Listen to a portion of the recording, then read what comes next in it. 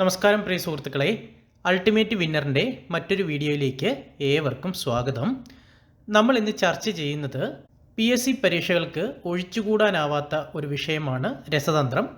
രസതന്ത്രത്തിൻ്റെ basic കാര്യങ്ങളാണ് നമ്മൾ ഈ വീഡിയോയിലൂടെ ചർച്ച ചെയ്യാൻ പോകുന്നത്. ഈ വീഡിയോ തയ്യാറാക്കിയിരിക്കുന്നത് SCERT ബേസ്ഡ് ആണ്. അപ്പോൾ വീഡിയോ ഇഷ്ടപ്പെട്ടാൽ ലൈക്ക് ചെയ്യുക, നിങ്ങളുടെ കൂട്ടുകാർക്കായി ഷെയർ ചെയ്യുക, നിങ്ങളുടെ വിലയേറിയ അഭിപ്രായങ്ങൾ കമൻറ്റുകളായി രേഖപ്പെടുത്തുക. സബ്സ്ക്രൈബ് ചെയ്യുന്ന കാര്യം കൂടെ ഒന്ന് പരിഗണിക്കുക. അപ്പോൾ നമുക്ക് നേരെ വീഡിയോയിലേക്ക് കടക്കാം. രസതന്ത്രം ഒരു പദാർത്ഥത്തിൻ്റെ രാസപരമായ ഏറ്റവും ചെറിയ കണികയാണ് ആറ്റം. അപ്പോൾ ആറ്റം എന്ന് പറഞ്ഞാൽ എന്താണ്? ഒരു പദാർത്ഥത്തിൻ്റെ രാസപരമായ ഏറ്റവും ചെറിയ കണികയാണ് ആറ്റം. ആറ്റത്തിൻ്റെ ഡെഫിനിഷനാണ് ഒരു പദാർത്ഥത്തിൻ്റെ രാസപരമായ ഏറ്റവും ചെറിയ കണികയാണ് ആറ്റം. ആറ്റം കണ്ടുപിടിച്ചത് ജോൺ ഡാൾട്ടൺ ആണ്. വെരി ഇമ്പോർട്ടൻ്റ്, PSC പലതവണ ആവർത്തിച്ച ക്വസ്റ്റ്യൻ ആണ്. ആറ്റം കണ്ടുപിടിച്ചത് ജോൺ ഡാൾട്ടൺ ആണ് ആറ്റം കണ്ടുപിടിച്ചത്. എന്നാണ് ആറ്റം കണ്ടുപിടിച്ചത്? 1807 ആറ്റം കണ്ടുപിടിച്ചത് ആരാണ്? John Dalton. ആറ്റം എന്ന പദം ആദ്യമായി നിർദ്ദേശിച്ചത് ഓസ്റ്റ്വാൾഡ് എന്ന ശാസ്ത്രജ്ഞനാണ്. അപ്പം ആറ്റം എന്ന പദം ആദ്യമായിട്ട് നിർദ്ദേശിച്ചത് ഓസ്റ്റ്വാൾഡ് എന്ന ശാസ്ത്രജ്ഞനാണ്. ആറ്റം എന്ന വാക്ക് രൂപം കൊണ്ടിരിക്കുന്നത് ആറ്റമോസ് എന്ന ഗ്രീക്ക് പദത്തിൽ നിന്നാണ്. ഇതും PSC മുൻപ് ചോദിച്ചിട്ടുള്ള ഒരു ക്വസ്റ്റ്യൻ ആണ്. ആറ്റം എന്ന വാക്ക് രൂപം കൊണ്ടിരിക്കുന്നത് ആറ്റമോസ് എന്ന ഗ്രീക്ക് പദത്തിൽ നിന്നാണ്. ഈ ആറ്റമോസ് എന്ന ഗ്രീക്ക് പദത്തിൻ്റെ അർത്ഥം വിഭജിക്കാൻ കഴിയാത്തത് എന്നാണ്. അപ്പോൾ ആറ്റമോസ് എന്ന ഗ്രീക്ക് പദത്തിൻ്റെ അർത്ഥം എന്താണ്? വിഭജിക്കാൻ കഴിയാത്തത് എന്നാണ്. ആറ്റം എന്ന പദം ആദ്യമായി ഉപയോഗിച്ചത് ജോൺ ഡാൾട്ടൺ ആണ്. ആദ്യ ആറ്റോമിക സിദ്ധാന്തം അവതരിപ്പിച്ചതും ജോൺ ഡാൾട്ടൺ ആണ്. അപ്പോൾ ആദ്യത്തെ ആറ്റോമിക സിദ്ധാന്തം അവതരിപ്പിച്ചതും ജോൺ ഡാൾട്ടൺ ആണ്. രണ്ടോ അതിലധികമോ മൂലകങ്ങളുടെ ആറ്റങ്ങൾ ലളിതമായ അനുപാതത്തിൽ സംയോജിച്ചാണ് സംയുക്തങ്ങൾ ഉണ്ടാകുന്നത്. അപ്പോൾ സംയുക്തങ്ങൾ എങ്ങനെയാണ് ഉണ്ടാകുന്നത്? രണ്ടോ അതിലധികമോ മൂലകങ്ങളുടെ ആറ്റങ്ങൾ ലളിതമായ അനുപാതത്തിൽ സംയോജിച്ചാണ് സംയുക്തങ്ങൾ ഉണ്ടാവുന്നത്. ആറ്റത്തിന് ചാർജ് ലഭിക്കുന്ന അവസ്ഥയാണ് പ്ലാസ്മ. അപ്പോൾ ആറ്റത്തിന് ചാർജ് ഇല്ല, പക്ഷേ ആറ്റത്തിന് ചാർജ് ലഭിക്കുന്ന അവസ്ഥയാണ് പ്ലാസ്മ.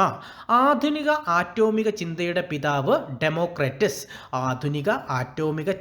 പിതാവ് ആരാണ്? ഡെമോക്രിറ്റസ്. ഇത് മുൻപ് ചോദിച്ചിട്ടുള്ള ക്വസ്റ്റ്യൻ ആണ്. ഏറ്റവും ലഘുവായ ആറ്റം ഹൈഡ്രജൻ ആറ്റമാണ്. ഏറ്റവും ലഘുവായ ആറ്റം ഏതാണ്? ഹൈഡ്രജൻ ആറ്റമാണ് ഏറ്റവും ലഘുവായ ആറ്റം. ഏറ്റവും ചെറിയ ആറ്റം ഹീലിയം. ഏറ്റവും ചെറിയ ആറ്റം ഏതാണ്? ഹീലിയമാണ് ഏറ്റവും ചെറിയ ആറ്റം. രസതന്ത്രത്തിലെ പ്രധാന ശാസ്ത്രജ്ഞന്മാരും പരീക്ഷണങ്ങളും കണ്ടെത്തലുകളും നമുക്കൊന്ന് നോക്കാം. സർ ഹംഫ്രി ഡേവി ഇദ്ദേഹം വൈദ്യുതി ഉപയോഗിച്ച് സംയുക്തങ്ങളിൽ നിന്നും ഒട്ടേറെ മൂലകങ്ങൾ വേർതിരിച്ചെടുത്തു. അപ്പോൾ വൈദ്യുതി ഉപയോഗിച്ച് സംയുക്തങ്ങളിൽ നിന്നും ഒട്ടേറെ മൂലകങ്ങൾ വേർതിരിച്ചെടുത്ത ആരാണ്? സർ ഹംഫ്രി ഡേവിയാണ് വൈദ്യുതി ഉപയോഗിച്ച് സംയുക്തങ്ങളിൽ നിന്നും ഒട്ടേറെ മൂലകങ്ങൾ വേർതിരിച്ചെടുത്തത്. Potassium, sodium, calcium, magnesium, strontium, barium, boron എന്നിവയൊക്കെ ഇതിനകത്ത് പെടുന്നുണ്ട്.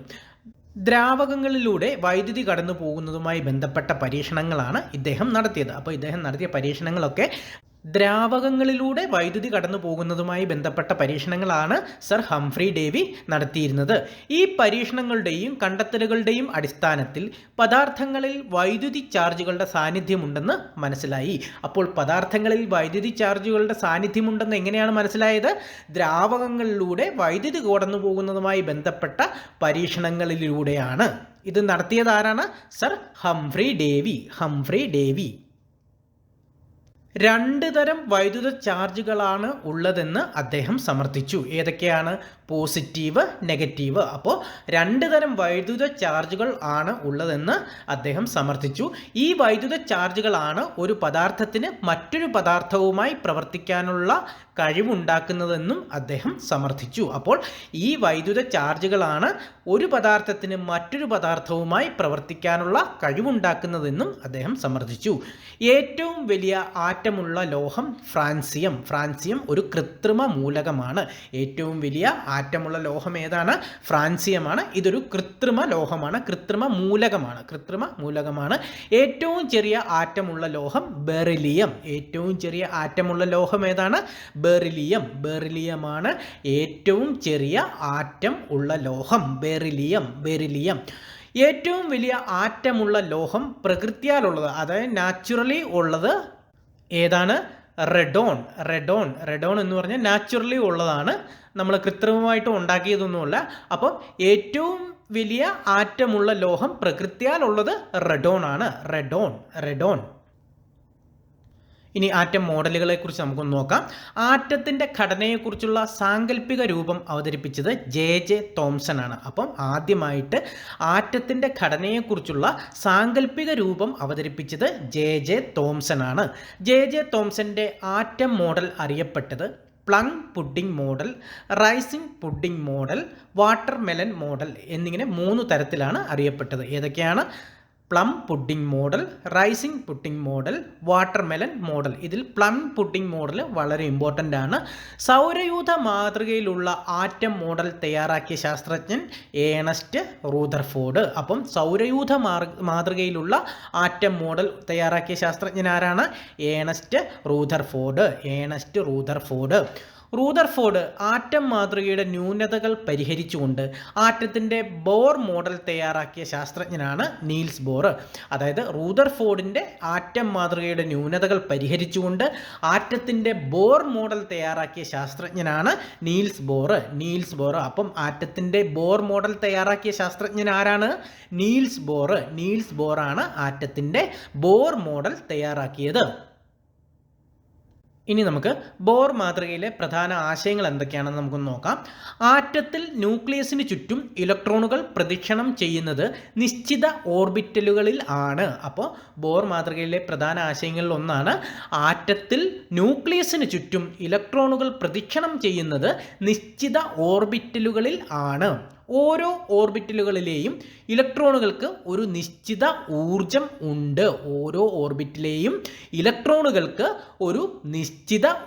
ഉണ്ട്. അതിനാൽ ഓർബിറ്റുകൾ ഊർജ്ജനിലകൾ എന്നും അറിയപ്പെടുന്നു. എന്തുകൊണ്ടാണ് ഓർബിറ്റുകൾ ഊർജ്ജനിലകൾ എന്നറിയപ്പെടുന്നത്?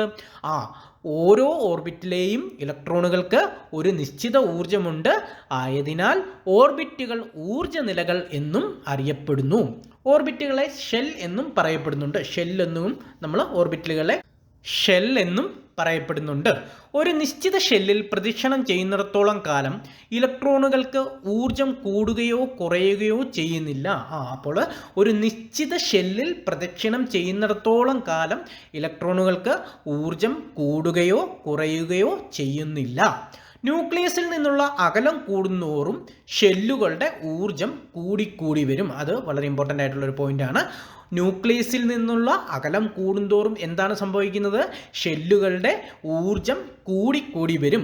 ഷെല്ലുകൾ ന്യൂക്ലിയസിൽ നിന്ന് തുടങ്ങി 1, 2, 3, 4 എന്ന നമ്പർ നൽകിയോ അല്ലെങ്കിൽ KLMNO എന്നിങ്ങനെ പേര് നൽകിയോ സൂചിപ്പിക്കാവുന്നതാണ്. അപ്പോൾ എങ്ങനെയാണ്? ഷെല്ലുകൾക്ക് ന്യൂക്ലിയസിൽ നിന്ന് തുടങ്ങി 1, 2, 3, 4, 5 എന്ന നമ്പർ നൽകിയോ അല്ലെങ്കിൽ KLMNO എന്നിങ്ങനെ പേര് നൽകിയോ നമ്മൾക്ക് സൂചിപ്പിക്കാവുന്നതാണ്. എന്തിനെ? ഷെല്ലിനെ സൂചിപ്പിക്കാവുന്നതാണ്. ആറ്റത്തിൻ്റെ കേന്ദ്രഭാഗം അറിയപ്പെടുന്നത് ന്യൂക്ലിയസ് എന്നാണ്. അപ്പോൾ ആറ്റത്തിൻ്റെ കേന്ദ്രഭാഗം അറിയപ്പെടുന്നത് എന്താണ്? ന്യൂക്ലിയസ് എന്നാണ്. ന്യൂക്ലിയസ് കണ്ടെത്തിയ ശാസ്ത്രജ്ഞൻ Ernest Rutherford. Important question. Nucleus കണ്ടെത്തിയ ശാസ്ത്രജ്ഞൻ ആരാണ്? Ernest Rutherford. പലതവണ പറഞ്ഞു പഠിക്കുക.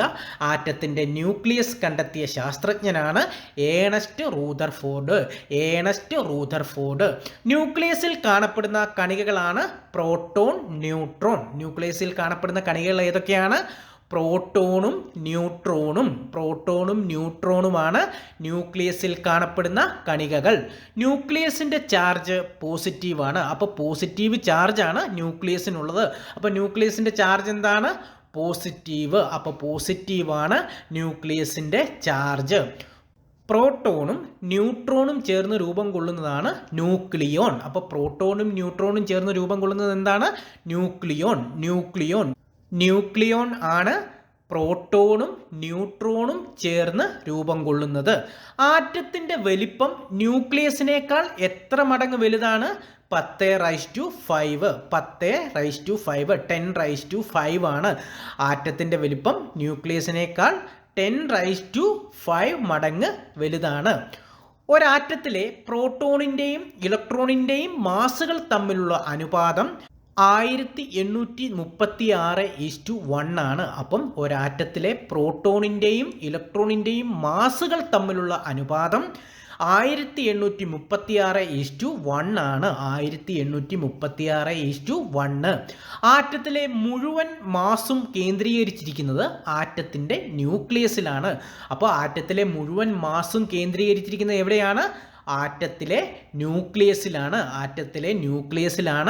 ആറ്റത്തിലെ മുഴുവൻ മാസും കേന്ദ്രീകരിച്ചിരിക്കുന്നത്. ഇലക്ട്രോൺ കണ്ടെത്തിയത് ആരാണ്? J Thomson 1897.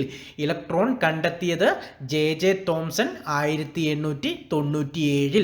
ഇലക്ട്രോണിൻ്റെ കണ്ടുപിടുത്തത്തിലേക്ക് നയിച്ച പരീക്ഷണമാണ് ഡിസ്ചാർജ് ട്യൂബ് പരീക്ഷണം. അപ്പം ഇത് മുൻപ് PSC ചോദിച്ചിട്ടുണ്ട്.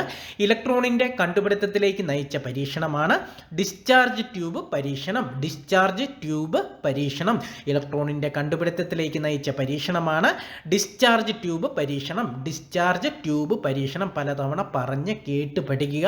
ഇലക്ട്രോണിൻ്റെ കണ്ടുപിടുത്തത്തിലേക്ക് നയിച്ച പരീക്ഷണമാണ് ഡിസ്ചാർജ് ട്യൂബ് പരീക്ഷണം. ഇലക്ട്രോൺ എന്ന വാക്ക് ആദ്യമായി ഉപയോഗിച്ചത് ജോർജ് ജോൺസ്റ്റോൺ സ്റ്റോണി എന്ന ശാസ്ത്രജ്ഞനാണ്. ഇലക്ട്രോൺ എന്ന വാക്ക് ആദ്യമായി ഉപയോഗിച്ചത് ആരാണ്? ജോർജ് ജോൺസ്റ്റോൺ സ്റ്റോണി എന്ന ശാസ്ത്രജ്ഞനാണ് ഇലക്ട്രോൺ എന്ന വാക്ക് ആദ്യമായി ഉപയോഗിച്ചത്.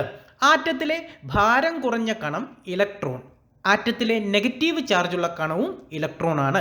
അപ്പോൾ ആറ്റത്തിലെ ഭാരം കുറഞ്ഞ കണമാണ് ഇലക്ട്രോൺ.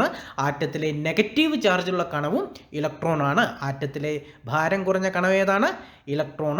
ആറ്റത്തിലെ നെഗറ്റീവ് ചാർജുള്ള കണം ഇലക്ട്രോൺ. ഇത് രണ്ടും PSC മുൻപ് ചോദിച്ചിട്ടുണ്ട്.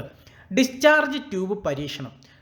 ഡിസ്ചാർജ് ട്യൂബിലെ കാഥോഡിൽ നിന്നും വരുന്ന രശ്മികൾക്ക് നെഗറ്റീവ് ചാർജാണ് ഉള്ളത്. അപ്പോൾ ഡിസ്ചാർജ് ട്യൂബ് പരീക്ഷണത്തിൽ ഡിസ്ചാർജ് ട്യൂബിലെ കാഥോഡിൽ നിന്നും വരുന്ന രശ്മികൾക്ക് എന്ത് ചാർജാണുള്ളത്? Negative charge.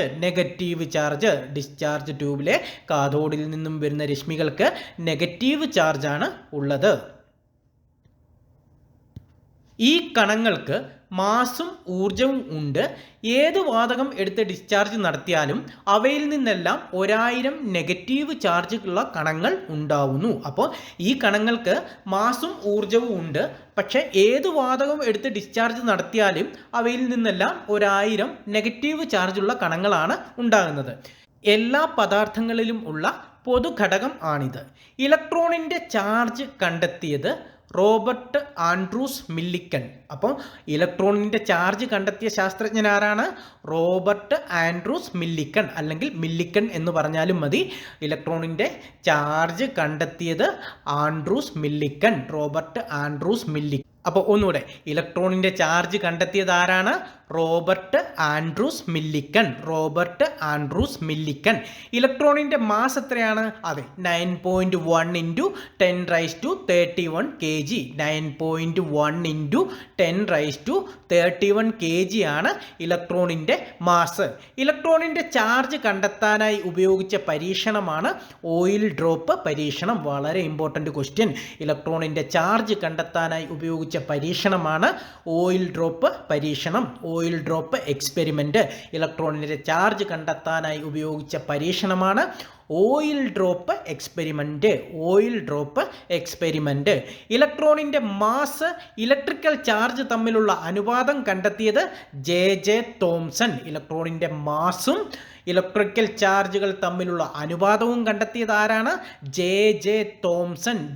തോംസൺ ആണ് ഇലക്ട്രോണിൻ്റെ മാസും ഇലക്ട്രിക്കൽ ചാർജും തമ്മിലുള്ള അനുപാതം കണ്ടെത്തിയത്. J Thomson. ഇലക്ട്രോണിൻ്റെ മാസ് ഇലക്ട്രിക്കൽ ചാർജ് തമ്മിലുള്ള അനുപാതം കണ്ടെത്തിയ പരീക്ഷണം ഏതാണ്? കാഥോഡ് റേ പരീക്ഷണങ്ങളിലൂടെയാണ് അദ്ദേഹം ഇത് കണ്ടെത്തിയത്. അപ്പോൾ ജെ തോംസൺ ഇലക്ട്രോണിൻ്റെ മാസ് ഇലക്ട്രിക്കൽ ചാർജ് തമ്മിലുള്ള അനുപാതം എന്നിവ കണ്ടെത്താനായി നടത്തിയ പരീക്ഷണമാണ് കാഥോഡ് റേ പരീക്ഷണം. കാഥോഡ് റേ പരീക്ഷണം. ലോഹങ്ങളുടെ ചാലകത നിർണ്ണയിക്കുന്നത് ഇലക്ട്രോണാണ്. അപ്പോൾ ലോഹങ്ങളുടെ ചാലകത നിർണ്ണയിക്കുന്നത് എന്താണ്? ഇലക്ട്രോണാണ്. ഇലക്ട്രോണാണ് ലോഹങ്ങളുടെ ചാലകത നിർണ്ണയിക്കുന്നത്. ഒരു പദാർത്ഥത്തിൻ്റെ സ്വഭാവം നിർണ്ണയിക്കുന്നതും ഇലക്ട്രോണാണ്. ഒരു പദാർത്ഥത്തിൻ്റെ സ്വഭാവം നിർണ്ണയിക്കുന്നത് എന്താണ്? ഇലക്ട്രോണാണ്. ഇലക്ട്രോണാണ് ഒരു പദാർത്ഥത്തിൻ്റെ സ്വഭാവം നിർണ്ണയിക്കുന്നത്.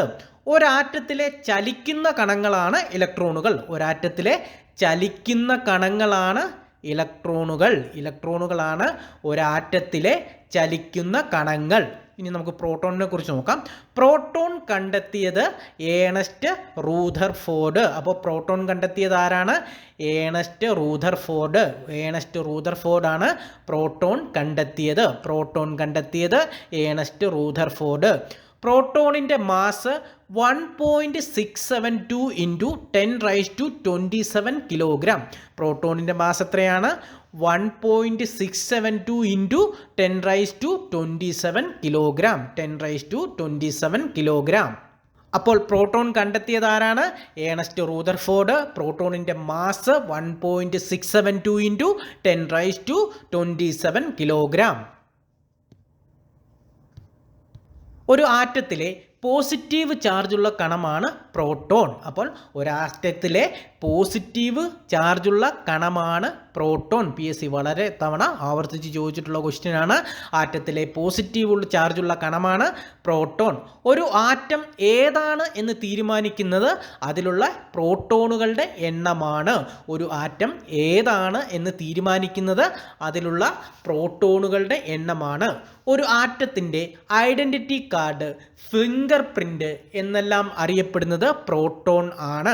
ഒരാറ്റത്തിൻ്റെ ഐഡൻറ്റിറ്റി കാർഡ്, ഫിംഗർ പ്രിൻ്റ് എന്നെല്ലാം അറിയപ്പെടുന്നത് പ്രോട്ടോൺ ആണ്. ആറ്റത്തിലെ പ്രോട്ടോണുകളുടെയും ഇലക്ട്രോണുകളുടെയും എണ്ണം തുല്യമായിരിക്കും. ആറ്റത്തിലെ പ്രോട്ടോണുകളുടെയും ഇലക്ട്രോണുകളുടെയും എണ്ണം എങ്ങനെയായിരിക്കും? തുല്യമായിരിക്കും. എപ്പോഴും ആറ്റത്തിലെ പ്രോട്ടോണുകളുടെയും ഇലക്ട്രോണുകളുടെയും എണ്ണം തുല്യമായിരിക്കും. ഇനി നമുക്ക് ഗോൾഡ് ഫോയിൽ പരീക്ഷണം എന്താണെന്ന് നോക്കാം. വളരെ നേർത്ത സ്വർണ്ണത്തകിടിലൂടെ പോസിറ്റീവ് ചാർജുള്ള ആൽഫ കണങ്ങൾ കടത്തിവിട്ടാണ് ഗോൾഡ് ഫോയിൽ പരീക്ഷണം നടത്തിയത്. അപ്പോൾ ഗോൾഡ് ഫോയിൽ പരീക്ഷണം നടത്തിയത് എങ്ങനെയാണ്? വളരെ നേർത്ത സ്വർണ്ണത്തകിടിലൂടെ പോസിറ്റീവ് ചാർജുള്ള ആൽഫ കണങ്ങൾ കടത്തിവിട്ടാണ് ഗോൾഡ് ഫോയിൽ പരീക്ഷണം നടത്തിയത്. സ്വർണ്ണത്തകിടിലൂടെ പുറത്തു വരുന്ന ആൽഫ കണങ്ങൾ വൃത്താകൃതിയിൽ ക്രമീകരിച്ച ഒരു ഫോട്ടോഗ്രാഫിക് ഫിലിമിൽ പതിപ്പിച്ചു. അപ്പോൾ സ്വർണ്ണത്തകിടിലൂടെ പുറത്തു വരുന്ന ആൽഫ കണങ്ങളെ വൃത്താകൃതിയിൽ ക്രമീകരിച്ച ഒരു ഫോട്ടോഗ്രാഫിക് ഫിലിമിൽ പതിപ്പിച്ചു.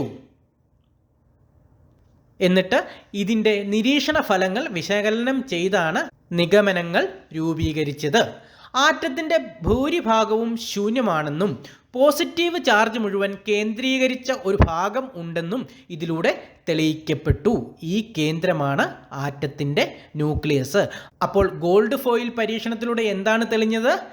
ആറ്റത്തിൻ്റെ ഭൂരിഭാഗവും ശൂന്യമാണെന്നും പോസിറ്റീവ് ചാർജ് മുഴുവൻ കേന്ദ്രീകരിച്ച ഒരു ഭാഗം ഉണ്ടെന്നും ഇതിലൂടെ തെളിയിക്കപ്പെട്ടു. ഈ കേന്ദ്രമാണ് ആറ്റത്തിൻ്റെ ന്യൂക്ലിയസ്. അപ്പോൾ ആറ്റത്തിൻ്റെ ന്യൂക്ലിയസ് കണ്ടെത്തിയത് എങ്ങനെയാണ്? ഗോൾഡ് ഫോയിൽ എക്സ്പെരിമെൻറ്റിലൂടെ. അടുത്ത ന്യൂട്രോൺ. ന്യൂട്രോൺ ഒരു ആറ്റത്തിലെ ഏറ്റവും ഭാരം കൂടിയ മൗലിക കണമാണ്. അപ്പോൾ ഒരു ആറ്റത്തിലെ ഏറ്റവും ഭാരം കൂടിയ മൗലിക കണം ഏതാണ്? ന്യൂട്രോൺ.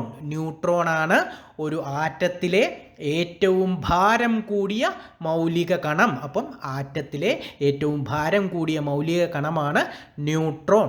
ന്യൂട്രോൺ കണ്ടെത്തിയത് ജെയിംസ് ചാഡ്വിക്ക്. ന്യൂട്രോൺ കണ്ടെത്തിയത് ആരാണ്? James Chadwick. ജെയിംസ് ചാഡ്വിക്കാണ് ന്യൂട്രോൺ കണ്ടെത്തിയത്. ആറ്റത്തിലെ ചാർജ് ഇല്ലാത്ത കണമാണ് ന്യൂട്രോൺ.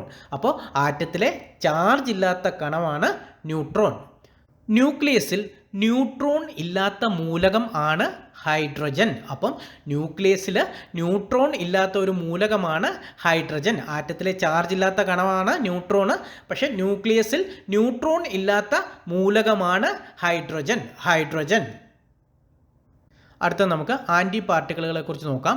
മൗലിക കണങ്ങൾക്ക് പുറമെ ആറ്റത്തിൻ്റെ കണങ്ങളിൽ കണ്ടെത്തിയിട്ടുള്ള മറ്റു സൂക്ഷ്മ കണങ്ങളാണ് anti proton, anti neutron, positron and mesons. അപ്പം മൗലിക കണങ്ങൾക്ക് പുറമേ ആറ്റത്തിൻ്റെ കണങ്ങളിൽ കണ്ടെത്തിയിട്ടുള്ള മറ്റു സൂക്ഷ്മ കണങ്ങളാണ് anti proton, anti neutron, positron, mesons.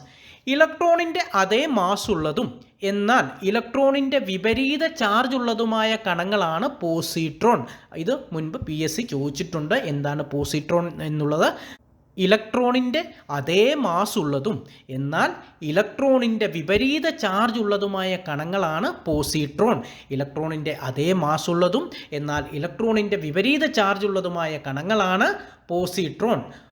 Positron ഉൾപ്പെടെയുള്ള ആൻറ്റി പാർട്ടിക്കിളുകളുടെ സാന്നിധ്യം പ്രവചിച്ച ശാസ്ത്രജ്ഞനാണ് പോൾ ഡിറാക്ക്. അപ്പോൾ പോസിട്രോൺ ഉൾപ്പെടെയുള്ള ആൻറ്റി പാർട്ടിക്കിളുകളുടെ സാന്നിധ്യം ആദ്യമായി പ്രവചിച്ച ശാസ്ത്രജ്ഞൻ ആരാണ്? Paul Dirac. അപ്പോൾ പോസിട്രോൺ കണ്ടെത്തിയത് ആരാണ്? Carl Anderson. പോസിട്രോൺ കണ്ടെത്തിയത് കാൾ ആൻഡേഴ്സൺ ആണ്. പോസിട്രോൺ കണ്ടെത്തിയത് കാൾ ആൻഡേഴ്സണും ആൻറ്റി പാർട്ടിക്കിളുകളുടെ സാന്നിധ്യം പ്രവചിച്ച ശാസ്ത്രജ്ഞൻ പോൾ ഡിറാക്കുമാണ്. സാന്നിധ്യം ഉപയോഗപ്പെടുത്തി പോസിട്രോൺ എമിഷൻ ടോമോഗ്രാഫി ടെക്നിക്കിൽ ഉപയോഗിക്കുന്ന ഐസോട്ടോപ്പാണ് കാർബൺ 11. അപ്പോൾ സാന്നിധ്യം ഉപയോഗപ്പെടുത്തി പോസിട്രോൺ എമിഷൻ ടോമോഗ്രാഫി ടെക്നിക്കിൽ ഉപയോഗിക്കുന്ന ഐസോട്ടോപ്പാണ് കാർബൺ 11. കാർബൺ 11 ആണ് സാന്നിധ്യം ഉപയോഗപ്പെടുത്തി പോസിട്രോൺ എമിഷൻ ടോമോഗ്രാഫി ടെക്നിക്കിൽ ഉപയോഗിക്കുന്ന ഐസോട്ടോപ്പാണ് കാർബൺ 11. പ്രോട്ടോണിന് തുല്യം മാസ് ഉള്ളതും പ്രോട്ടോണിൻ്റെ വിപരീത ചാർജ് ഉള്ളതുമായ കണങ്ങളാണ് ആൻറ്റി പ്രോട്ടോൺ. പ്രോട്ടോണിന് തുല്യം മാസ് ഉള്ളതും പ്രോട്ടോണിൻ്റെ വിപരീത ചാർജ് ഉള്ളതുമായ കണങ്ങൾ ആണ് ആൻറ്റി പ്രോട്ടോൺ. അപ്പോൾ ആൻറ്റി പ്രോട്ടോൺ എന്താണ്? പ്രോട്ടോണിന് തുല്യം മാസ് ഉള്ളതും പ്രോട്ടോണിൻ്റെ വിപരീത ചാർജ് ഉള്ളതുമായ കണങ്ങളാണ് ആൻറ്റി പ്രോട്ടോൺ കണ്ടെത്തിയത് ചേംബർലൈൻ ആൻഡ് എമിലോ സാഗ്രേ. അപ്പോൾ ആൻറ്റി പ്രോട്ടോൺ കണ്ടെത്തിയത് ആരാണ്? ചേംബർലൈൻ ആൻഡ് എമിലോ സെഗ്രേ എന്നീ ശാസ്ത്രജ്ഞന്മാരാണ് ആൻറ്റി പ്രോട്ടോൺ കണ്ടെത്തിയ ശാസ്ത്രജ്ഞന്മാരാണ് ചേംബർലൈൻ ആൻഡ് എമിലി സെഗ്രേ. ന്യൂട്രോണിൻ്റെ ആൻറ്റി പാർട്ടിക്കിൾ ആണ് ആൻറ്റി ന്യൂട്രോൺ. ന്യൂട്രോണിൻ്റെ ആൻറ്റി പാർട്ടിക്കിൾ ആണ് ആൻറ്റി ന്യൂട്രോൺ. ആൻറ്റി ന്യൂട്രോൺ കണ്ടെത്തിയത് ബ്രൂസ് കോർക്ക്. ആൻറ്റി ന്യൂട്രോൺ കണ്ടെത്തിയത് ആരാണ്?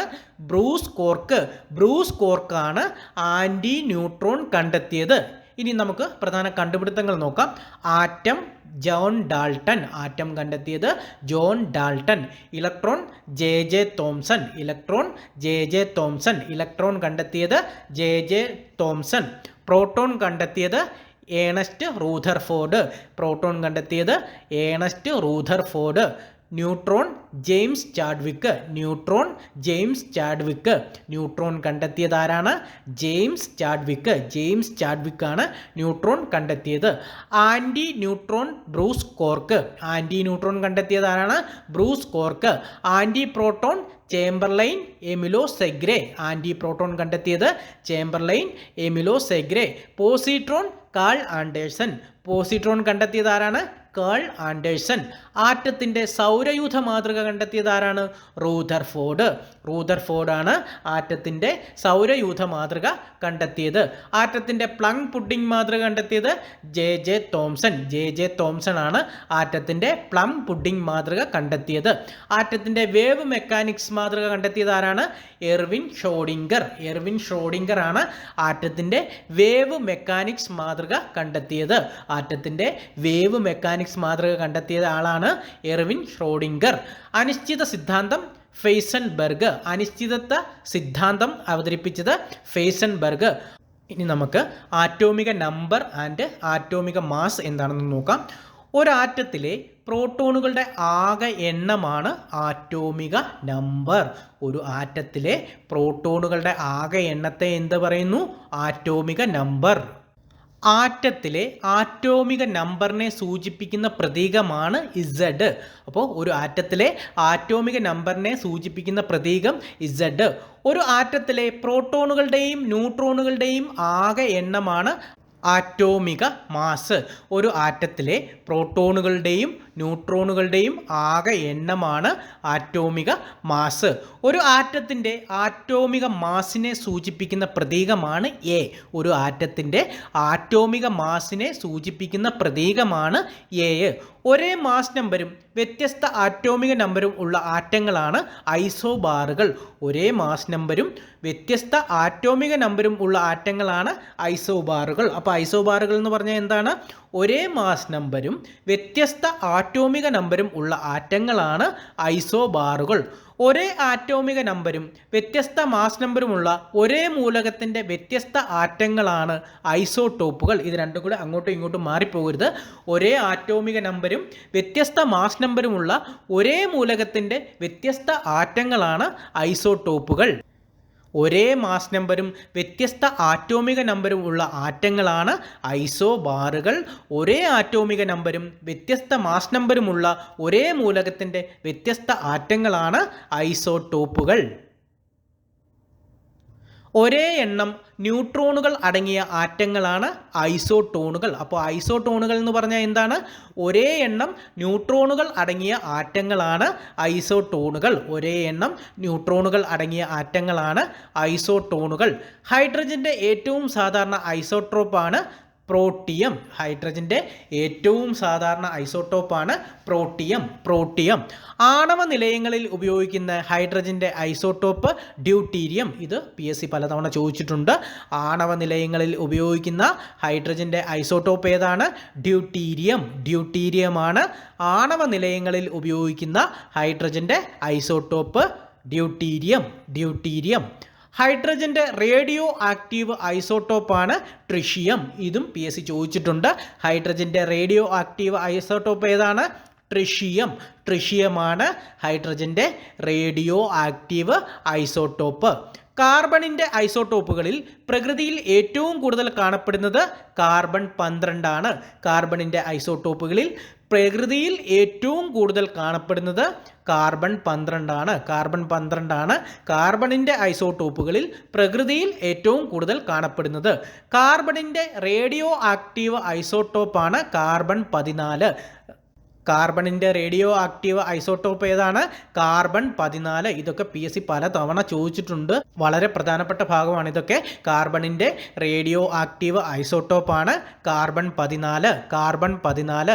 ഫോസിലുകളുടെയും ജൈവവസ്തുക്കളുടെയും കാലപ്പഴക്കം നിർണ്ണയിക്കാൻ ഉപയോഗിക്കുന്ന കാർബണിൻ്റെ ഐസോട്ടോപ്പാണ് കാർബൺ 14. വളരെ ഇമ്പോർട്ടൻ്റ് ക്വസ്റ്റ്യൻ.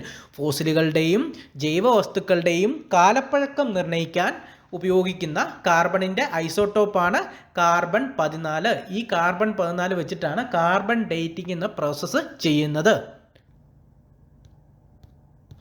ഹിരോഷിമയിൽ വർഷിച്ച അണുബോംബിലെ റേഡിയോ ആക്റ്റീവ് ഐസോട്ടോപ്പ് ഏതായിരുന്നു?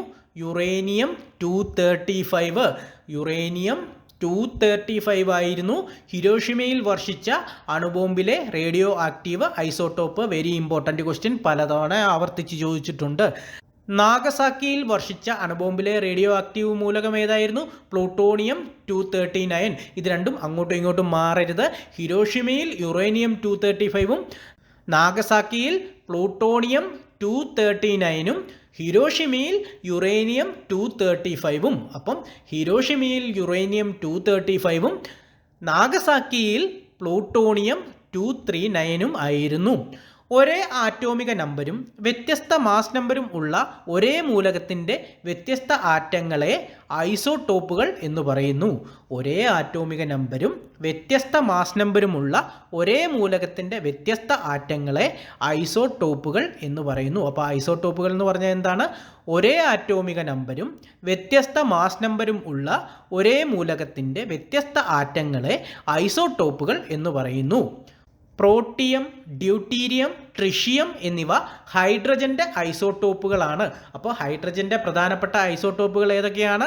Protium, deuterium, tritium. വളരെ ഇമ്പോർട്ടൻ്റ് ക്വസ്റ്റ്യൻ ആണ്, PSI ആവർത്തിച്ച് ചോദിച്ചിട്ടുള്ളതാണ്. പ്രോട്ടിയം, ഡ്യൂട്ടീരിയം, ട്രിഷിയം എന്നിവ ഹൈഡ്രജൻ്റെ ഐസോട്ടോപ്പുകളാണ്. ഹൈഡ്രജൻ്റെ ഐസോട്ടോപ്പുകൾ ഏതൊക്കെയാണ്? Protium, deuterium, tritium. ഒരു മൂലകത്തിൻ്റെ ഐസോട്ടോപ്പുകൾ തമ്മിൽ ഭൗതിക സ്വഭാവത്തിൽ ചെറിയ വ്യത്യാസങ്ങൾ കാണിക്കുന്നുണ്ടെങ്കിലും അവയുടെ രാസ സ്വഭാവം ഒരുപോലെയാണ്. ഒരു മൂലകത്തിൻ്റെ ഐസോട്ടോപ്പുകൾ തമ്മിൽ ഭൗതിക സ്വഭാവത്തിൽ ചെറിയ വ്യത്യാസങ്ങൾ കാണിക്കുന്നുണ്ടെങ്കിലും അവയുടെ രാസ സ്വഭാവം ഒരുപോലെയാണ്. ഇനി നമുക്ക് ഷെല്ലും സബ്ഷെല്ലും എന്താണെന്ന് നോക്കാം. ഒരു ആറ്റത്തിൻ്റെ ന്യൂക്ലിയസിന് ചുറ്റുമുള്ള ഇലക്ട്രോണുകളുടെ നിശ്ചിത സഞ്ചാരപാത അറിയപ്പെടുന്നത് ഓർബിറ്റ് അല്ലെങ്കിൽ ഷെല്ല്. അപ്പോൾ ഒരു ആറ്റത്തിൻ്റെ ന്യൂക്ലിയസിന് ചുറ്റുമുള്ള ഇലക്ട്രോണുകളുടെ നിശ്ചിത സഞ്ചാരപാത അറിയപ്പെടുന്നതാണ് ഓർബിറ്റ് അല്ലെങ്കിൽ ഷെല്ല്. ഒരു ഓർബിറ്റിൽ ഉൾക്കൊള്ളാവുന്ന പരമാവധി ഇലക്ട്രോണുകളുടെ എണ്ണമാണ് 2n². അപ്പോൾ ഒരു ഓർബിറ്റിൽ ഉൾക്കൊള്ളാവുന്ന പരമാവധി ഇലക്ട്രോണുകളുടെ എണ്ണം എത്രയാണ്? 2n². ഓർബിറ്റിൻ്റെ ആകൃതി വൃത്തമാണ്.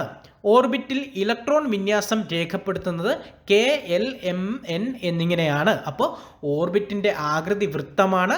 ഓർബിറ്റിൽ ഇലക്ട്രോൺ വിന്യാസം രേഖപ്പെടുത്തുന്നത് എങ്ങനെയാണ്? KLMN എന്നിങ്ങനെയാണ്. ഓരോ ഷെല്ലിനുള്ളിലും കാണപ്പെടുന്ന ഊർജ മേഖലകളാണ് സബ് ഷെല്ലുകൾ. അപ്പോൾ സബ് ഷെല്ല് എന്ന് പറഞ്ഞാൽ എന്താണ്? ഓരോ ഷെല്ലിനുള്ളിലും കാണപ്പെടുന്ന ഊർജ മേഖലകളാണ് സബ് ഷെല്ലുകൾ. ഒന്നോ അതിലധികമോ ഓർബിറ്റലുകൾ ചേർന്ന് ഒരു സബ്ഷെൽ ഉണ്ടാകുന്നു. അപ്പോൾ ഒരു സബ്ഷെൽ എങ്ങനെയാണ് ഉണ്ടാകുന്നത്? ഒന്നോ അതിലധികമോ ഓർബിറ്റലുകൾ ചേർന്നാണ് ഒരു സബ്ഷെല്ല് ഉണ്ടാകുന്നത്. ഒരു ഓർബിറ്റലിലെ പരമാവധി ഇലക്ട്രോണുകളുടെ എണ്ണം 2 ആണ്. ഒരു ഓർബിറ്റലിലെ പരമാവധി ഇലക്ട്രോണുകളുടെ എണ്ണം 2 എണ്ണമാണ്. കെ ഷെല്ലിൽ ഉൾക്കൊള്ളാവുന്ന പരമാവധി ഇലക്ട്രോണുകളുടെ എണ്ണവും 2 ആണ്. കെ ഷെല്ലിൽ ഉൾക്കൊള്ളാവുന്ന പരമാവധി ഇലക്ട്രോണുകളുടെ എണ്ണവും 2 ആണ്. അപ്പോൾ എൽ ഷെല്ലിൽ ഉൾക്കൊള്ളാവുന്ന പരമാവധി ഇലക്ട്രോണുകളുടെ എണ്ണം 8. എം ഷെല്ലിൽ ഉൾക്കൊള്ളാവുന്ന പരമാവധി ഇലക്ട്രോണുകളുടെ എണ്ണം 18. എൻ ഷെല്ലിൽ ഉൾക്കൊള്ളാവുന്ന പരമാവധി ഇലക്ട്രോണുകളുടെ എണ്ണം 32. ഇത് പലവരും പറഞ്ഞ് പഠിക്കണം. ഇത് PSCക്ക് മുമ്പ് ചോദിച്ചിട്ടുള്ളതാണ്. എൽ ഷെല്ലിൽ ഉൾക്കൊള്ളാവുന്ന പരമാവധി ഇലക്ട്രോണുകളുടെ എണ്ണം 8. എം ഷെല്ലിൽ ഉൾക്കൊള്ളാവുന്ന പരമാവധി ഇലക്ട്രോണുകളുടെ എണ്ണം 18. എൻ ഷെല്ലിൽ ഉൾക്കൊള്ളാവുന്ന പരമാവധി ഇലക്ട്രോണുകളുടെ എണ്ണം 32. ഏതൊരു ഷെല്ലിലും ഉൾക്കൊള്ളാവുന്ന പരമാവധി ഇലക്ട്രോണുകളുടെ എണ്ണത്തെ സൂചിപ്പിക്കുന്നതാണ് 2n². ഏതൊരു ഷെല്ലിലും ഉൾക്കൊള്ളാവുന്ന പരമാവധി ഇലക്ട്രോണുകളുടെ എണ്ണത്തെ സൂചിപ്പിക്കുന്നത് 2n². എസ് സബ് ഷെല്ലിൽ ഉൾക്കൊള്ളാവുന്ന പരമാവധി ഇലക്ട്രോണുകളുടെ എണ്ണം 2. പി സബ് ഷെല്ലിൽ ഉൾക്കൊള്ളാവുന്ന പരമാവധി ഇലക്ട്രോണുകളുടെ എണ്ണം 6. പി സബ് ഷെല്ലിൽ ഉൾക്കൊള്ളാവുന്ന പരമാവധി ഇലക്ട്രോണുകളുടെ എണ്ണം എത്രയാണ്? 6 ആണ്. അപ്പോൾ എസ് സബ് ഷെല്ലിൽ ഉൾക്കൊള്ളാവുന്ന പരമാവധി ഇലക്ട്രോണുകളുടെ എണ്ണം എത്രയാണ്? 2. എസിൽ 2, പിയിൽ 6. അപ്പോൾ ഡി സബ് ഷെല്ലിൽ ഉൾക്കൊള്ളാവുന്ന പരമാവധി ഇലക്ട്രോണുകളുടെ എണ്ണം എത്രയാണ്? 10. 2, 6, 10 ഇങ്ങനെയാണ് മുന്നോട്ട് പോകുന്നത്. ഡി സബ് ഷെല്ലിൽ ഉൾക്കൊള്ളാവുന്ന പരമാവധി ഇലക്ട്രോണുകളുടെ എണ്ണം എത്രയാണ്? 10. എഫ് സബ് ഷെല്ലിൽ ഉൾക്കൊള്ളാവുന്ന പരമാവധി ഇലക്ട്രോണുകളുടെ എണ്ണം 14. എഫ് സബ് ഷെല്ലിൽ ഉൾക്കൊള്ളാവുന്ന പരമാവധി ഇലക്ട്രോണുകളുടെ എണ്ണം 14 ആണ്. ഇനി നമുക്ക് തന്മാത്രയെക്കുറിച്ച് നോക്കാം. സ്വതന്ത്രമായും സ്ഥിരമായും നിൽക്കാൻ കഴിവുള്ള ഏറ്റവും ചെറിയ കണമാണ് തന്മാത്ര. അപ്പോൾ തന്മാത്രയുടെ ഡെഫിനിഷൻ എന്താണ്? സ്വതന്ത്രമായും സ്ഥിരമായും നിൽക്കാൻ കഴിവുള്ള ഏറ്റവും ചെറിയ കണമാണ് തന്മാത്ര. ഒരു പദാർത്ഥത്തിൻ്റെ ഭൗതികമായ ഏറ്റവും ചെറിയ കണികയാണ് തന്മാത്ര. അപ്പോൾ ഒരു പദാർത്ഥത്തിൻ്റെ ഭൗതികമായ ഏറ്റവും ചെറിയ കണികയാണ് തന്മാത്ര. തന്മാത്ര എന്ന പദം ആദ്യമായി ഉപയോഗിച്ച ശാസ്ത്രജ്ഞൻ അവോഗാഡ്രോ. അപ്പോൾ അവോഗാഡ്രോയാണ് തന്മാത്ര എന്ന പദം ആദ്യമായി ഉപയോഗിച്ച ശാസ്ത്രജ്ഞൻ. അപ്പോൾ തന്മാത്ര എന്ന് പറഞ്ഞാൽ എന്താണ്? സ്വതന്ത്രമായും സ്ഥിരമായും നിൽക്കാൻ കഴിവുള്ള ഏറ്റവും ചെറിയ കണമാണ് തന്മാത്ര. ഒരു പദാർത്ഥത്തിൻ്റെ ഭൗതികമായ ഏറ്റവും ചെറിയ കണിക, അതും തന്മാത്ര. തന്മാത്ര എന്ന പദം ആദ്യമായി ഉപയോഗിച്ച ശാസ്ത്രജ്ഞൻ അവോഗാഡ്രോ. പ്രപഞ്ചത്തിൻ്റെ ഇഷ്ടികകൾ എന്നറിയപ്പെടുന്നതാണ് തന്മാത്രകൾ. വെരി ഇമ്പോർട്ടൻ്റ് പോയിന്റ്, PSC പലതവണ ചോദിച്ചിട്ടുണ്ട്. പ്രപഞ്ചത്തിൻ്റെ ഇഷ്ടികകൾ എന്നറിയപ്പെടുന്നത് തന്മാത്രകളാണ്. പ്രപഞ്ചത്തിൻ്റെ ഇഷ്ടിക തന്മാത്ര. ഒരേപോലുള്ള തന്മാത്രകൾ തമ്മിലുള്ള ആകർഷണ ബലമാണ് കൊഹിഷൻ. ഒരേപോലുള്ള തന്മാത്രകൾ തമ്മിലുള്ള ആകർഷണ ബലം അറിയപ്പെടുന്നത് കൊഹിഷൻ എന്നും വ്യത്യസ്ത തന്മാത്രകൾ തമ്മിലുള്ള ആകർഷണ ബലം അറിയപ്പെടുന്നതാണ് അഡ്ഹിഷൻ. അഡ്ഹിഷൻ. അപ്പോൾ വ്യത്യസ്തമായ തന്മാത്രകൾ തമ്മിലുള്ള ആകർഷണ ബലമാണ് അഡ്ഹിഷൻ. ഒരേപോലുള്ള തന്മാത്രകൾ തമ്മിലുള്ള ആകർഷണ ബലം കൊഹിഷനും വ്യത്യസ്തമായ തന്മാത്രകൾ തമ്മിലുള്ള ആകർഷണ ബലം അഡ്ഹിഷനും ആണ്. ഒരു മോൾ പദാർത്ഥത്തിൽ അടങ്ങിയിരിക്കുന്ന തന്മാത്രകളുടെ ആകെ എണ്ണമാണ് അവഗാഡ്രോ നമ്പർ. അപ്പോൾ അവഗാഡ്രോ നമ്പർ എന്ന് പറഞ്ഞാൽ എന്താണ്? ഒരു മോൾ പദാർത്ഥത്തിൽ അടങ്ങിയിരിക്കുന്ന തന്മാത്രകളുടെ ആകെ എണ്ണമാണ് അവഗാഡ്രോ നമ്പർ. ഒരു മോൾ പദാർത്ഥത്തിൽ അടങ്ങിയിരിക്കുന്ന തന്മാത്രകളുടെ ആകെ എണ്ണമാണ് അവഗാഡ്രോ നമ്പർ. അവഗാഡ്രോ നമ്പർ എന്നറിയപ്പെടുന്നത് 6.022 ഇൻറ്റു 10⁻23. അവഗാഡ്രോ നമ്പർ എന്നറിയപ്പെടുന്നത് 6.022 ഇൻറ്റു 10⁻23 ആണ്. ഒരു ആറ്റം മാത്രമുള്ള മൂലക തന്മാത്രകൾ അറിയപ്പെടുന്നത് ഏകാറ്റോമിക തന്മാത്രകൾ എന്നാണ്. അപ്പം ഒരു ആറ്റം മാത്രമുള്ള മൂലക തന്മാത്രകൾ അറിയപ്പെടുന്നത് എന്താണ്? ഏകാറ്റോമിക തന്മാത്രകൾ എന്നും രണ്ടാറ്റങ്ങൾ മാത്രമുള്ള മൂലക തന്മാത്രകൾ അറിയപ്പെടുന്നത് ദ്വയാറ്റോമിക തന്മാത്രകൾ എന്നും രണ്ടിലധികം ആറ്റങ്ങൾ അടങ്ങിയ മൂലക തന്മാത്രകൾ അറിയപ്പെടുന്നത് ബഹു ആറ്റോമിക തന്മാത്രകൾ എന്നുമാണ്. അപ്പം ഒരു ആറ്റം മാത്രമുള്ള മൂലക തന്മാത്രകൾ അറിയപ്പെടുന്നത് ഏകാറ്റോമിക തന്മാത്രകൾ എന്നും രണ്ട് ആറ്റങ്ങളുള്ള മൂലക തന്മാത്രകൾ അറിയപ്പെടുന്നത് ദ്വയാറ്റോമിക തന്മാത്രകൾ എന്നും രണ്ടിലധികം ആറ്റങ്ങൾ അടങ്ങിയ മൂലക തന്മാത്രകൾ അറിയപ്പെടുന്നത് ബഹു ആറ്റോമിക തന്മാത്രകൾ എന്നാണ്. അല്ലാതെ ത്രയാറ്റോമിക തന്മാത്ര എന്നല്ല. രണ്ടിലധികം ആറ്റങ്ങൾ അടങ്ങിയ മൂലക തന്മാത്രകൾ അറിയപ്പെടുന്നത് എന്താണ്? ബഹു ആറ്റോമിക തന്മാത്രകൾ. ഒരു ആറ്റം ഇലക്ട്രോണുകൾ നഷ്ടപ്പെടുത്തിയാൽ ഉണ്ടാകുന്ന ചാർജ് പോസിറ്റീവ് ചാർജ് ആണ്. ഒരു ആറ്റം ഇലക്ട്രോണുകൾ നഷ്ടപ്പെടുത്തിയാൽ ഉണ്ടാകുന്ന ചാർജ് എന്താണ്? പോസിറ്റീവ് ചാർജ് ആണ്. ഒരു ആറ്റം ഇലക്ട്രോണുകൾ സ്വീകരിച്ചാൽ ഉണ്ടാകുന്ന ചാർജ് ഏതാണ്? അത് നെഗറ്റീവ് ചാർജ് ആണ്. അപ്പോൾ സ്വീകരിച്ചാൽ ഉണ്ടാകുന്ന ചാർജ് നെഗറ്റീവും നഷ്ടപ്പെടുത്തിയാൽ ഉണ്ടാകുന്ന ചാർജ് പോസിറ്റീവുമാണ്. ചാർജ് ഉള്ള ആറ്റങ്ങൾ അറിയപ്പെടുന്നതാണ് അയോണുകൾ. അപ്പോൾ ചാർജ് ഉള്ള ആറ്റങ്ങൾ എന്തെന്നാണ് അറിയപ്പെടുന്നത്? അയോണുകൾ എന്നാണ് അറിയപ്പെടുന്നത്. ചാർജുള്ള ആറ്റങ്ങൾ അറിയപ്പെടുന്നത് എന്താണ്? അയോണുകൾ. അയോണുകൾ എന്നാണ് ചാർജുള്ള ആറ്റങ്ങൾ അറിയപ്പെടുന്നത്.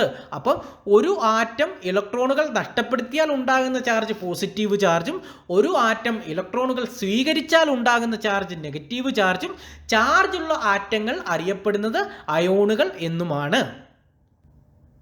പോസിറ്റീവ് ചാർജുള്ള അയോണാണ് കാറ്റയോൺ. അപ്പോൾ കാറ്റയോൺ എന്ന് പറഞ്ഞാൽ എന്താണ്? പോസിറ്റീവ് ചാർജുള്ള അയോണാണ് കാറ്റയോൺ. നെഗറ്റീവ് ചാർജുള്ള അയോൺ എന്താണ്?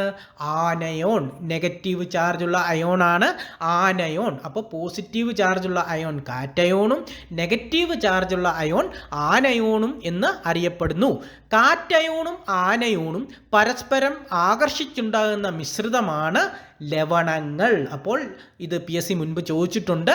കാറ്റയോണും ആനയോണും പരസ്പരം ആകർഷിച്ചുണ്ടാകുന്ന മിശ്രിതങ്ങളെ എന്ത് വിളിക്കുന്നു? ലവണങ്ങൾ എന്ന് വിളിക്കുന്നു. കാറ്റയോണും ആനയോണും പരസ്പരം ആകർഷിച്ചുണ്ടാകുന്ന മിശ്രിതമാണ് ലവണങ്ങൾ. ഇനി നമുക്ക് മോൾ സങ്കല്പം എന്താണെന്ന് നോക്കാം. ആറ്റത്തിലെ അതിസൂക്ഷ്മ കണികകളുടെ എണ്ണത്തെ കുറിക്കുന്ന യൂണിറ്റാണ് മോള്. അപ്പം മോൾ എന്ന് പറഞ്ഞാൽ എന്താണ്? ആറ്റത്തിലെ അതിസൂക്ഷ്മ കണികകളുടെ എണ്ണത്തെ കുറിക്കുന്ന യൂണിറ്റാണ് മോള്. മോൾ ദിനമായി ആചരിക്കുന്നത് ഒക്ടോബർ 23. വളരെ ഇമ്പോർട്ടൻ്റ് ക്വസ്റ്റ്യൻ, PSC മുൻപ് പലതവണ ചോദിച്ചിട്ടുണ്ട്. മോൾ ദിനമായി ആചരിക്കുന്നത് എന്നാണ്? ഒക്ടോബർ 23. ഒക്ടോബർ 23 മോൾ ദിനമായി ആചരിക്കുന്നത്. ആറ്റത്തിൻ്റെ ഭാരം അളക്കുന്ന യൂണിറ്റ് ആറ്റോമിക് മാസ് യൂണിറ്റ്. അപ്പോൾ ആറ്റത്തിൻ്റെ ഭാരം അളക്കുന്ന യൂണിറ്റ് ഏതാണ്? Atomic mass unit. Atomic mass unit ഇപ്പോൾ അറിയപ്പെടുന്നത് യൂണിഫൈഡ് മാസ് എന്നാണ്. അപ്പോൾ ആറ്റത്തിൻ്റെ ഭാരം അളക്കുന്ന യൂണിറ്റാണ് atomic mass unit. Atomic mass unit ഇപ്പോൾ അറിയപ്പെടുന്നത് എന്താണ്? യൂണിഫൈഡ് മാസ് എന്നാണ് ആറ്റോമിക് മാസ് യൂണിറ്റ് ഇപ്പോൾ അറിയപ്പെടുന്നത്. യൂണിഫൈഡ് മാസ് തിട്ടപ്പെടുത്തുന്നതിന് ഉപയോഗിക്കുന്ന കാർബൺ ഐസോട്ടോപ്പാണ് കാർബൺ 12. അപ്പോൾ യൂണിഫൈഡ് മാസ് തിട്ടപ്പെടുത്തുന്നതിന് ഉപയോഗിക്കുന്ന കാർബൺ ഐസോട്ടോപ്പ് ഏതാണ്? കാർബൺ 12 ആണ്. യൂണിഫൈഡ് മാസ് തിട്ടപ്പെടുത്തുന്നതിന് ഉപയോഗിക്കുന്ന കാർബൺ ഐസോട്ടോപ്പ്. ഒരു മൂലകത്തിൻ്റെ ആറ്റോമിക് മാസ് എത്രയാണോ അത്രയും ഗ്രാമിനെ അതിൻ്റെ 1 ഗ്രാം ആറ്റോമിക് മാസ് എന്ന് പറയുന്നു. അപ്പോൾ ഒരു മൂലകത്തിൻ്റെ ആറ്റോമിക് മാസ് എത്രയാണോ അത്രയും ഗ്രാമിനെ അതിൻ്റെ 1 ഗ്രാം ആറ്റോമിക് മാസ് എന്ന് പറയുന്നു. 1 ഗ്രാം ആറ്റോമിക് മാസ് വീതം ഏത് മൂലകം എടുത്താലും അവയിലെ ആറ്റങ്ങളുടെ എണ്ണം അവോഗാഡ്രോ എണ്ണം ആയിരിക്കും. അപ്പോൾ 1 ഗ്രാം ആറ്റോമിക മാസ് വീതം ഏത് മൂലകം എടുത്താലും അവയിലെ ആറ്റങ്ങളുടെ എണ്ണം എന്തായിരിക്കും? അവോഗാഡ്രോ എണ്ണം ആയിരിക്കും. 1 ഗ്രാം ഹൈഡ്രജനിലും 4 ഗ്രാം ഹീലിയത്തിലും 12 ഗ്രാം കാർബണിലും 3.5 ഗ്രാം ക്ലോറിനിലും ഒരേ എണ്ണം ആറ്റങ്ങൾ ഉണ്ടായിരിക്കും. അപ്പം 1 ഗ്രാം ഹൈഡ്രജനിലും 4 ഗ്രാം ഹീലിയത്തിലും 12 ഗ്രാം കാർബണിലും 35.5 ഗ്രാം ക്ലോറിനിലും ഒരേ എണ്ണം ആറ്റങ്ങളായിരിക്കും ഉണ്ടായിരിക്കുന്നത്. ഒരു മൂലകത്തിൻ്റെയോ സംയുക്തത്തിൻ്റെയോ മോളിക്കുലാർ മാസിന് തുല്യമായ അത്രയും ഗ്രാം അളവിനെ ആ പദാർത്ഥത്തിൻ്റെ 1 ഗ്രാം മോളിക്കുലാർ മാസ് എന്ന് വിളിക്കുന്നു. അപ്പം ആ പദാർത്ഥത്തിൻ്റെ 1 ഗ്രാം മോളിക്കുലാർ മാസ് എന്ന് വിളിക്കുന്നത് എന്തിനെയാണ്? ഒരു മൂലകത്തിൻ്റെയോ സംയുക്തത്തിൻ്റെയോ മോളിക്കുലാർ മാസിന് തുല്യമായ അത്രയും ഗ്രാം അളവിനെയാണ് ആ പദാർത്ഥത്തിൻ്റെ 1 ഗ്രാം മോളിക്കുലാർ മാസ് എന്ന് വിളിക്കുന്നത്. 1 ഗ്രാം മോളിക്കുലാർ മാസ് ഏതൊരു പദാർത്ഥം എടുത്താലും അതിൽ അവോഗാഡ്രോ എണ്ണം തന്മാത്രകൾ മാത്രമേ ഉണ്ടാകൂ. അപ്പോൾ 1 ഗ്രാം മോളിക്കുലാർ മാസ് ഏതൊരു പദാർത്ഥം എടുത്താലും അതിൽ അവോഗാഡ്രോ എണ്ണം തന്മാത്രകൾ മാത്രമേ ഉണ്ടാകൂ. ഇനി നമുക്ക് അവോഗാഡ്രോ സംഖ്യ എന്താണെന്ന് നോക്കാം. 1 ഗ്രാം ആറ്റോമിക് മാസ് ഏത് മൂലകം എടുത്താലും അതിൽ അടങ്ങിയിരിക്കുന്ന ആറ്റങ്ങളുടെ എണ്ണം 6.022 × 10⁻23 ആയിരിക്കും. ഈ സംഖ്യ അവോഗാഡ്രോ സംഖ്യ എന്നറിയപ്പെടുന്നു. ഇതിനെ N എന്നാണ് സൂചിപ്പിക്കുന്നത്. അപ്പം അവോഗാഡ്രോ സംഖ്യയെ സൂചിപ്പിക്കുന്ന അക്ഷരം ഏതാണ്? N ആണ് അവോഗാഡ്രോ സംഖ്യയെ സൂചിപ്പിക്കുന്ന അക്ഷരം. 1 ഗ്രാം ആറ്റോമിക മാസ് ഏത് മൂലകം എടുത്താലും അതിൽ അടങ്ങിയിരിക്കുന്ന ആറ്റങ്ങളുടെ എണ്ണം 6.022 × 10⁻23 ആയിരിക്കും. ഇതിനെ അവോഗാഡ്രോ സംഖ്യ എന്ന് അറിയപ്പെടുന്നു. അപ്പോൾ പ്രിയ സുഹൃത്തുക്കളെ, രസതന്ത്രത്തിൻ്റെ ആദ്യത്തെ വീഡിയോ ഇവിടെ അവസാനിക്കുകയാണ്. വീഡിയോ ഇഷ്ടപ്പെട്ടാൽ ലൈക്ക് ചെയ്യുക, നിങ്ങളുടെ കൂട്ടുകാർക്കായി ഷെയർ ചെയ്യുക. അതുപോലെ തന്നെ നിങ്ങളുടെ വിലയേറിയ അഭിപ്രായങ്ങൾ കമൻറ്റുകളായി രേഖപ്പെടുത്തുക. പിന്നെ സബ്സ്ക്രൈബ് ചെയ്യുന്ന കാര്യം കൂടെ ഒന്ന് പരിഗണിക്കുക. മറ്റൊരു അടിപൊളി വീഡിയോയുമായി കാണുമ്പോഴേക്കും ഗുഡ് ബൈ.